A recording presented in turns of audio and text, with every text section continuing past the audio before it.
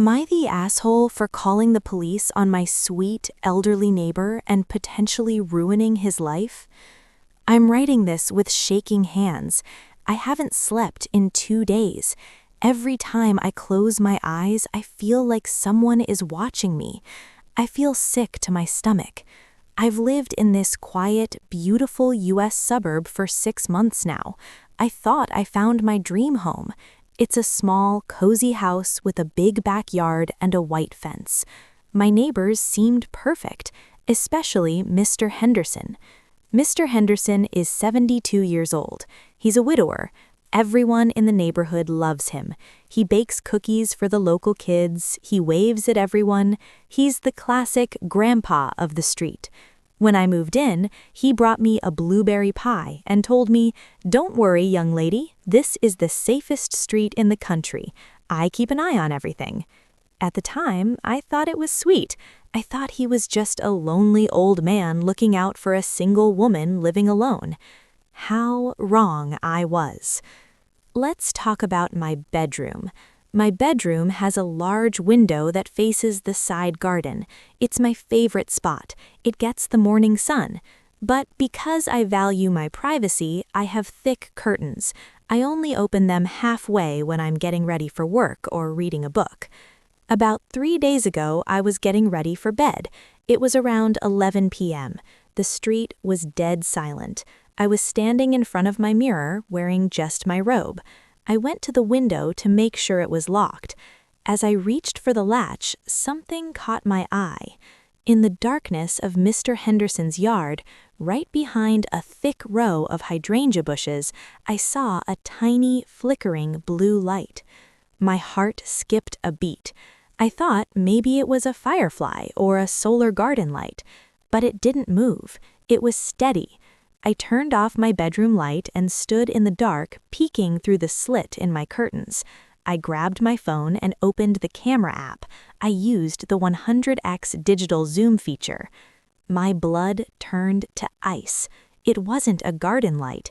It was a high-definition night vision security camera. And it wasn't pointed at his driveway. It wasn't pointed at his front door. It was mounted on a small wooden stake, hidden deep inside the bushes, tilted at a perfect 45-degree angle, pointing directly at my bedroom window. I stood there, frozen. I checked the angle again. There was no doubt. If I opened my curtains even an inch, that camera saw everything. Every time I changed clothes, every time I stepped out of the shower, everything. I checked my phone logs. I realized I'd been living here for 182 days. That means for 6 months, I have been a reality TV show for the sweet old man next door. I didn't sleep that night. I sat on my floor, away from the window, crying. I felt violated, dirty, exposed. But then I thought, maybe I'm overreacting. Maybe it's just for his own security. The next morning, I decided to confront him. I wanted to give him a chance to explain. That was my first mistake. The sun came up, but I didn't feel safe. I felt like I was naked in my own house. I looked at the hydrangea bushes from my kitchen window, and even though I couldn't see the lens in the daylight, I knew it was there. It was staring at me. I drank 3 cups of coffee, trying to find the courage to walk across the lawn. I saw him at 9 a.m. Mr. Henderson was out in his front yard, clipping his hedges, looking like the most innocent man on earth. He was wearing his straw hat and whistling a tune. My heart was pounding against my ribs like a trapped bird. I walked over, trying to keep my voice steady. "Good morning, Mr. Henderson," I said. He looked up and gave me that famous warm smile. "Well, good morning, neighbor. You look a bit tired today. Is everything all right?" His fake concern made my skin crawl. "Actually, no," I replied. "I was looking out my window last night and I noticed a camera in your bushes. It's pointed directly into my bedroom. I'm sure it's just a mistake, so I wanted to ask you to move it." The smile didn't leave his face, but his eyes, they changed. They became cold, sharp. He didn't blink. "Oh, that?" he laughed. but the laugh sounded hollow. "That's just for my security, dear. You know, there have been reports of burglars in the next town over. I'm just an old man. I have to protect my property." "I understand wanting security," I said, my voice rising, "but that camera is inside a bush, hidden, and it is tilted up at my window. It's not watching your yard. It's watching me. It's invasive, Mr. Henderson. It's illegal." He stopped clipping the hedges. He stepped closer to the fence, and for the first time, I felt physically afraid of him. He was taller than he looked. "Now, don't be hysterical." His voice dropped to a low, patronizing tone. "You're a young woman living alone. You should be happy I'm keeping an eye on things. In fact, I noticed you left your back door unlocked on Tuesday night. I stayed up late just to make sure no one went inside. You should be thanking me, not accusing me." My breath caught in my throat. I felt a chill run down my spine that turned my blood to ice. Tuesday night? How did he know the back door was unlocked? You can't see the back door from the street. You can only see it if you are watching the security feed from that specific camera. "You were watching me?" I whispered. "I was protecting you," he corrected me, his face turning red. "You're ungrateful, just like my daughter was. People these days have no respect for their elders. That camera stays where it is. It's on my property and I can do whatever I want on my land. Now go back inside and calm down before you say something you'll regret." He turned his back on me and started whistling again, as if we were talking about the weather. I stood there, paralyzed. He didn't deny it. He admitted to watching me. He admitted to knowing my schedule, my habits, and the status of my locks. I ran back into my house and locked every single door. I pulled the curtains shut and pinned them to the wall so not even a sliver of light could get through. I realized then that I wasn't dealing with a lonely old man. I was dealing with a predator who thought he was a hero. I knew I had to call the police. I thought this would be an open and shut case. I thought they would come, take the camera, and throw him in jail. But I was about to learn a very hard lesson about the law in this town. I waited for the police like my life depended on it. Every minute felt like an hour. I kept looking at my phone, hoping the dispatcher would call me back and say the officers were outside. Finally, 2 patrol cars pulled into the driveway. I ran out to meet them, my heart racing. 2 officers stepped out. One was a younger man, and the other was an older, weary-looking officer named Miller. I started talking before they even reached my porch. I told them everything. The camera in the bushes, the 100x zoom, the 6 months of recording, and Mr. Henderson's creepy admission that he was watching my back door. Officer Miller listened, nodding slowly. Then he walked over to the fence. Mr. Henderson was still there, calmly watering his garden now. He looked at the officers and waved with a big, friendly smile. "Officer Miller, good to see you," Mr. Henderson called out. "Is there a problem?" "The neighbor is concerned about a camera, Arthur," Miller said. His voice was too friendly. My stomach dropped. They knew each other. "Oh, that?" Mr. Henderson chuckled. "I told the young lady, it's just for security. I've had tools stolen from my shed before. I'm just trying to keep the neighborhood safe." Officer Miller walked into Mr. Henderson's yard. He looked at the camera hidden in the bushes. He looked at the angle, and then he looked up at my bedroom window. He stayed there for a long time. Then he walked back to me. "Ma'am," Miller said, sighing, "here's the situation. The camera is on his property. In this state, a person has the right to install security cameras anywhere on their own land. Since he claims it's for the security of his shed and his garden, we can't force him to remove it." I couldn't believe my ears. "But it's pointed at my bed," I screamed. "He's told me he's been watching when my doors are unlocked. He's spying on me while I sleep." The younger officer looked uncomfortable, but Miller just shook his head. "Unless we have proof that he's recording for lewd or voyeuristic purposes, we can't take his equipment.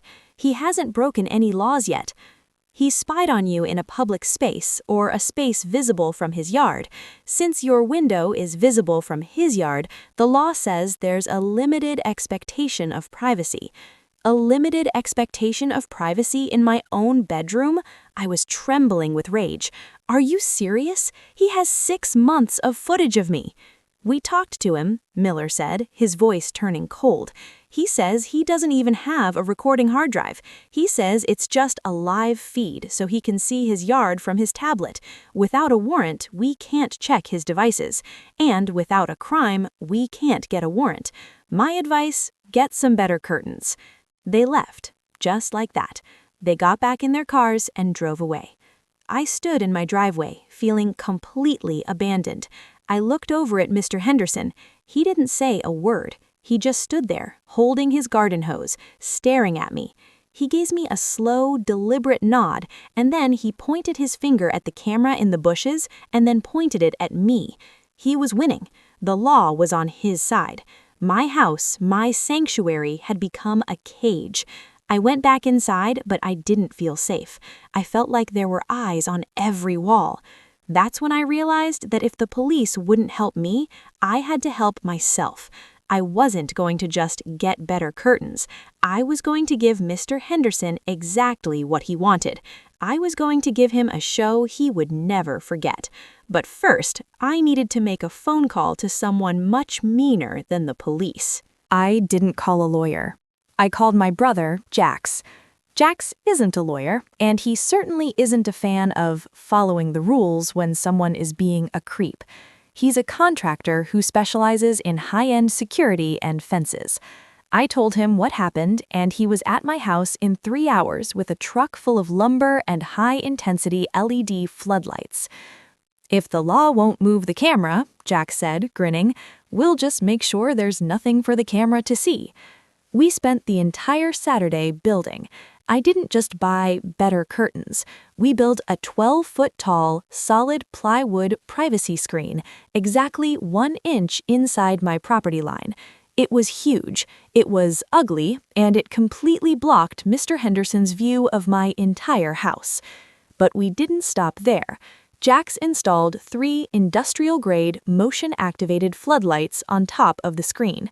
We angled them so that every time Mr. Henderson's camera turned on, or every time he stepped into his backyard, these lights would blast his house with 20,000 lumens of blinding white light. It was beautiful. It looked like a stadium was glowing in my backyard. Within 20 minutes, Mr. Henderson was at my fence, screaming. He wasn't the sweet old man anymore. His face was purple, and he was kicking the plywood. "You can't do this," he yelled. "You're blocking my sunlight. You're ruining my property value. This wall is an eyesore." I opened my window and leaned out. "It's on my property, Arthur. I can do whatever I want on my land. Isn't that what you told me?" He lost it. He grabbed a hatchet from his shed and started hacking at the base of my wall. He was trespassing. He was destroying my property. And the best part? I had my own camera, a tiny one, recording every single second of his meltdown. I called the police again. This time, I didn't ask for help. I reported a violent man with a weapon destroying my property. Officer Miller returned, but this time he couldn't ignore it.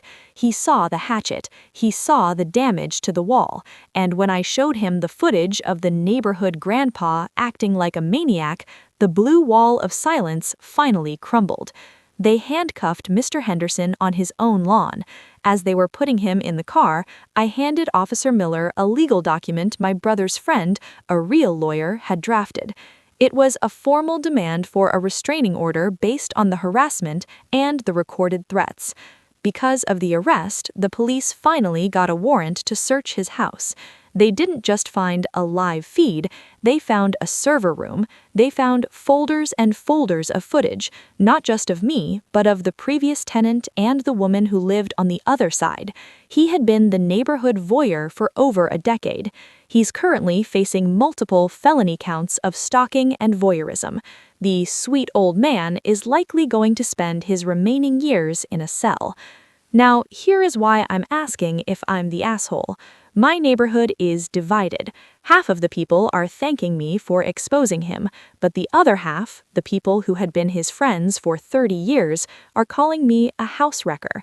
They say I should have just moved out quietly instead of trapping a senior citizen into a criminal record.